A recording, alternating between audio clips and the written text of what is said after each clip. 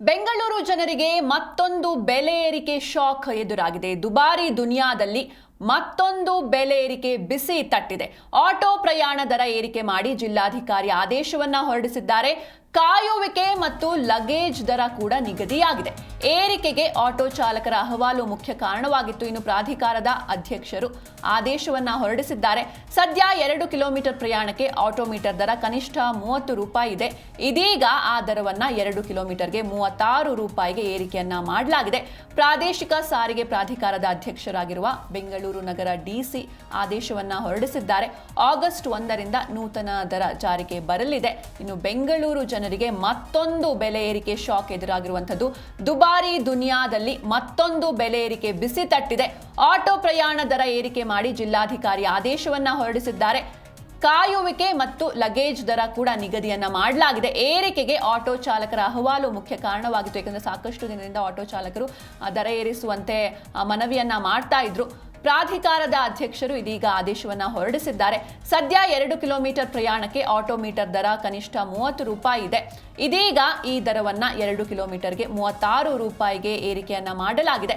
ಇನ್ನು ಪ್ರಾದೇಶಿಕ ಸಾರಿಗೆ ಪ್ರಾಧಿಕಾರದ ಅಧ್ಯಕ್ಷರು ಕೂಡ ಆಗಿರುವಂತಹ ಬೆಂಗಳೂರು ನಗರದ ಡಿಸಿ ಈ ಆದೇಶವನ್ನ ಹೊರಡಿಸಿದ್ದಾರೆ.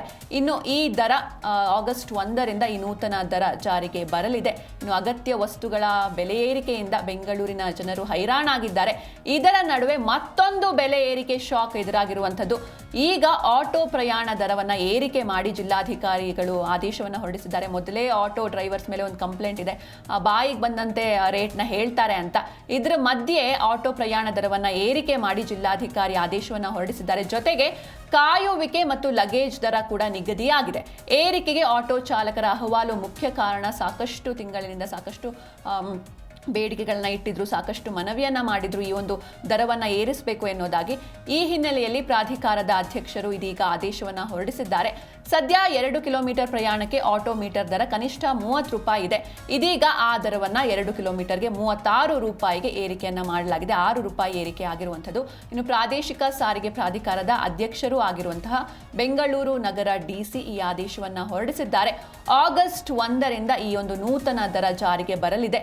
2 ಕಿಲೋಮೀಟರ್ ಪ್ರಯಾಣಕ್ಕೆ ಆಲ್ರೆಡಿ ಕನಿಷ್ಠ ದರ ಆಟೋಮೀಟರ್ ದರ 30 ರೂಪಾಯಿ ಇದೆ, ಕನಿಷ್ಠ 30 ರೂಪಾಯಿ ಇದೆ. ಇದೀಗ ಆ ದರವನ್ನ 2 ಕಿಲೋಮೀಟರ್ಗೆ 36 ರೂಪಾಯಿಗೆ ಏರಿಕೆಯನ್ನ ಮಾಡಲಾಗಿದೆ. ಇದರ ಜೊತೆಗೆ ಕಾಯುವಿಕೆ ಮತ್ತು ಲಗೇಜ್ ದರ ಕೂಡ ನಿಗದಿಯಾಗಿದೆ. ಇನ್ನು ಆಟೋ ಪ್ರಯಾಣ ದರ ಏರಿಕೆ ಮಾಡಿ ಜಿಲ್ಲಾಧಿಕಾರಿ ಆದೇಶವನ್ನ ಹೊರಡಿಸಿದ್ದಾರೆ.